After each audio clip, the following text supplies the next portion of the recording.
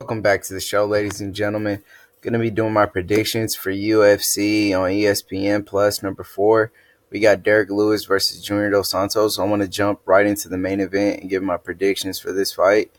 I want to go ahead and say that Junior Dos Santos is going to get this fight done. I just think that he's fought the higher level competition. He's a former UFC heavyweight champion. He has very clean boxing, good footwork, more technical than Derek Lewis. Um, you know, he's on a 2-fight win streak. He beat Tuivasa and also Ivanov. So Junior Dos Santos has been doing pretty well for himself now. Derek Lewis on the other side has lost to Daniel Cormier for the UFC title. Um, Derek Lewis, he has a lot of heart. He's a very tough dude, you know what I mean? He never quits. I mean, he has a chance of winning this fight. Sometimes Junior Dos Santos is a little stationary, leave his hands down, and that's trouble if you do that with Derek Lewis because it only takes one shot. Derek Lewis could knock out Junior Dos Santos. Junior Dos Santos' chin isn't the best. We've seen it tested by guys like Alistair Overeem, Cain Velasquez, and also when he got knocked out by Stipe. And Derek Lewis hits hard, man. If he lands a clean shot on that chin of Junior Dos Santos, it could be a quick night. You know what I mean? Derek Lewis has shown that he's not the technical fighter in the world. He lost to Mark Hunt, and I could see this kind of happening in a similar fashion. Junior Dos Santos, he's a type of fighter that likes to be patient, takes his time, and pick his opponent apart like he did Big Ben Rothwell. Um, he has very clean footwork, um, decent ground game. We've seen it. We don't see it too often, but we've seen him actually beat up on Shane Carwin for a little bit on the ground. So if it hits the ground, Junior Dos Santos should definitely have the advantage there. Tough fight to call. Um, but I just think that Junior Dos Santos is a better fighter. You got a guy who wants to brawl like Derek Lewis and find one big shot. And Junior Dos Santos, maybe he's not going to fall for that trick and try to brawl. He'll take his time, pick his shots, and maybe edge out a decision or get a late TKO. So yeah, we like Nzagano here. We're going Junior Dos Santos. As you see in the tail of the tapes, Junior Dos Santos is 1 year older than Derek Lewis. Derek Lewis 34. Junior Dos Santos 35. Derek Lewis is the bigger guy. He weighing in at 264 compared to 255. Reach advantage for Derek Lewis, and JDS is 6'4", and Derek Lewis is 6'3". But yeah, that's my pick for the main event. We like Junior Dos Santos. Then we want to go into the welterweight division. We got Curtis Millender versus Zaleski Dos Santos. Tough fight to call here. I've watched Curtis Millender fight way back in Bellator. He has losses in Bellator versus Brennan Ward and Fernando Gonzalez by submission. But to me, I see that this guy is really taller than Zaleski Dos Santos. You got 6'2", what a 78 reach, man. Compared to dude's 5'11" with a 73 reach. I mean, Curtis Millender kind of reminds me of John Jones, man. I mean, just his range is. I mean, the dude is fucking lengthy as hell, man. I mean, the dude got so much range and length. It's ridiculous, especially to be at welterweight. We seen him knock out a veteran like Thiago Alves. That's always hard to do, to put away a dude like Thiago Alves, a veteran who's been around and fought the best of the best. So that says a lot about him. Also knocks out Sayer who was a tough a decision, who was a tough grappler. So Curtis Millender, you know, he's no slouch. He got clean striking. He likes to take his time and pick his shots. And on the other side, Zaleski, he's very aggressive. He moves forward all the time. Um, he's always dropping bombs and looking to land and score from his striking. I don't see this fight going to the ground, but I think Zaleski aggression might haunt him in this fight because he's always moving forward and always aggressive. And when you have somebody that's that tall with that much range and reach on you, it could be trouble, man. You know what I mean?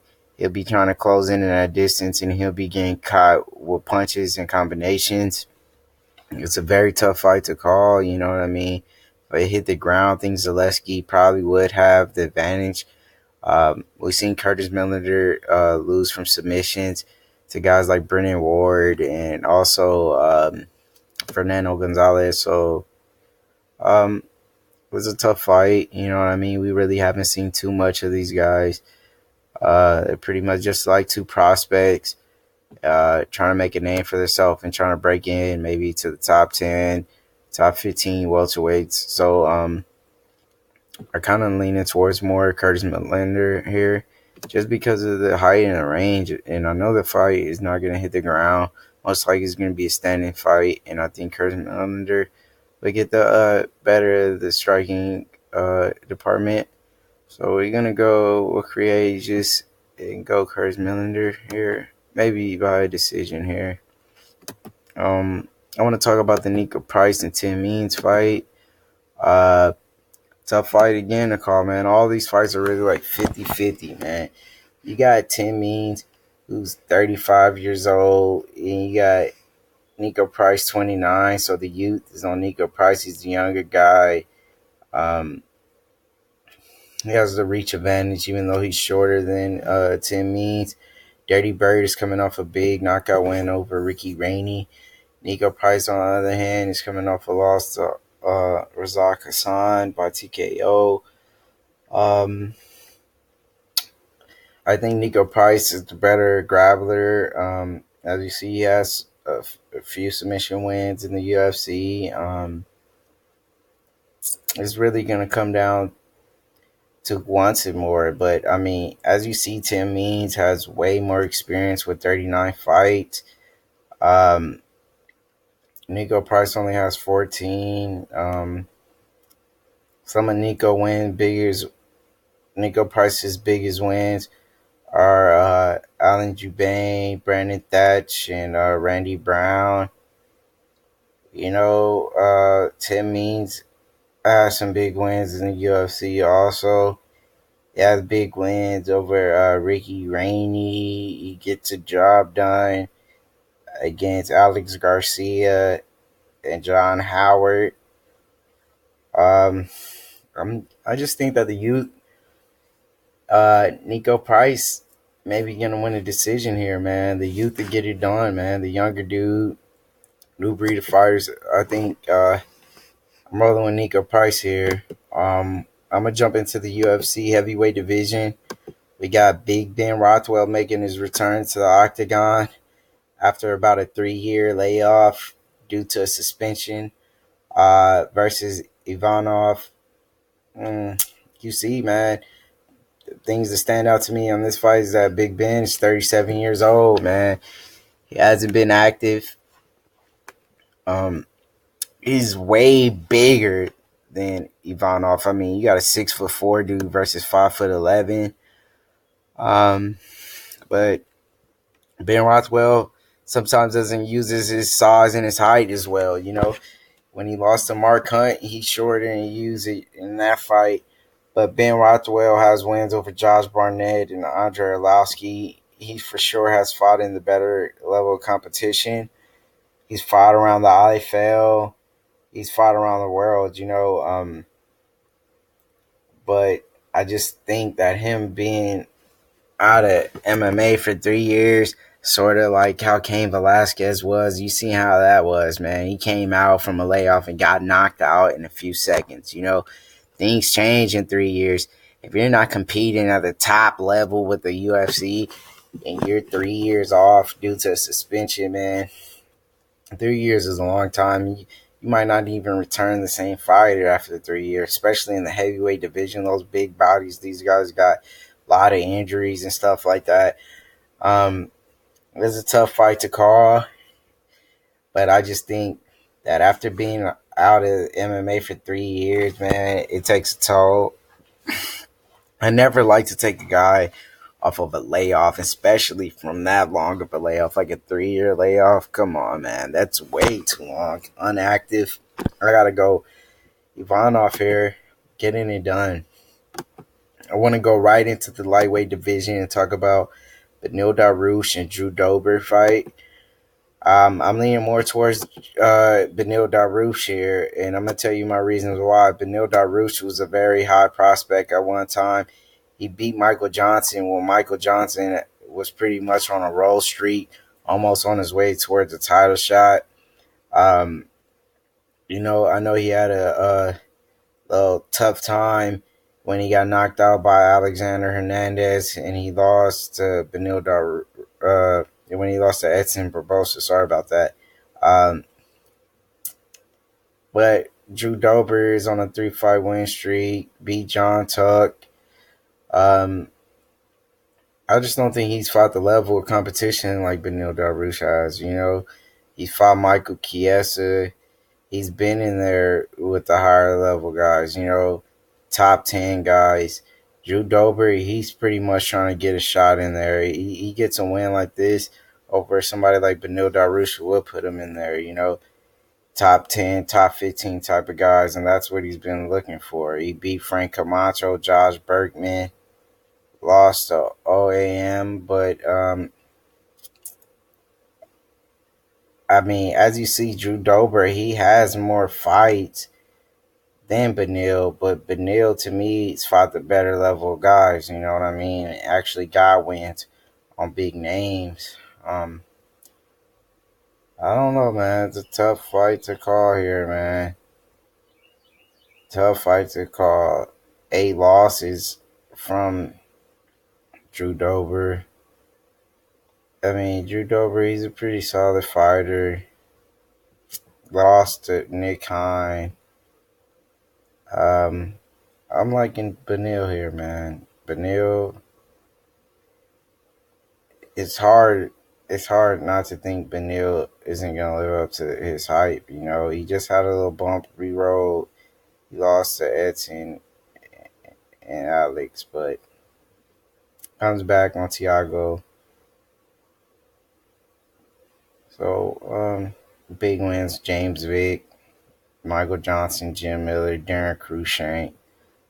I mean, Carlos Diego Ferreira, Anthony Martin.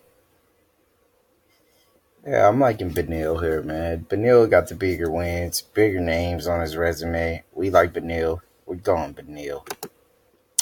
So we're gonna go ahead and talk about this middleweight fight. We got Omari Mekhamedov versus Tim Boetsch here. Big fight. I love this fight, man. Talking about two guys who are just coming, moving forward, throwing bombs, man. I like Mario Mekhamedov here, man. I mean, his last fight with Marvin Vettori was ended in a draw, but was very, very entertaining. I mean, Omari Mekhamedov was throwing bombs at Marvin. Mari took him, ate him, kept coming back, in a draw. I mean, Omari has a big win over Abdul Razak Hassan, who knocked out Nico Price. As you see, I mean, Oleski Dos Santos beat Omari Mekhamedov. He's a pretty small middleweight compared to a guy like Tim Boetsch, who's fought at light heavyweight. Could play a factor in the fight. We know Tim Boetsch got submitted by Antonio Carlos Jr. in his last fight. Um, Russia versus United States. Tim Boach is 38, man. Wow, I didn't know he's pushing 38. That's an old dude right there, man. That's an old dude, man. Versus a 31-year-old. Yeah, man, I didn't know Boach was that old, man. He got a big win off of Johnny Hendricks for TKO. Uh, yeah, I'm leaning towards more Mario Mekhamedov here, man, just because of that age, man. I mean, and he was on a 2 fight win streak, pretty much you could say a 3 fight win streak, and then you got a dude off of a L like Tim Boach. We like Amari, we rolling with Amari here, dog. Yes, sir. So yeah, now we're going into the welterweight fight. We got Sergio Moraes versus Anthony Martin. Big fight in the welterweight division. Very excited for this fight. Love to watch Anthony Martin fight. Coming off a 3 fight win streak.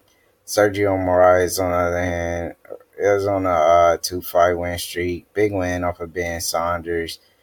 We know he's a black belt jiu-jitsu expert. He's some jiu-jitsu guru dude, man. But this is MMA, you know what I mean? Just not just taking a guy down, subbing him, man. It stands up. You got fights always starts on his feet, man. Um, as you see, Sergio is 36 years old. You got a young youth like Anthony Martin's 29. Has a slight reach advantage.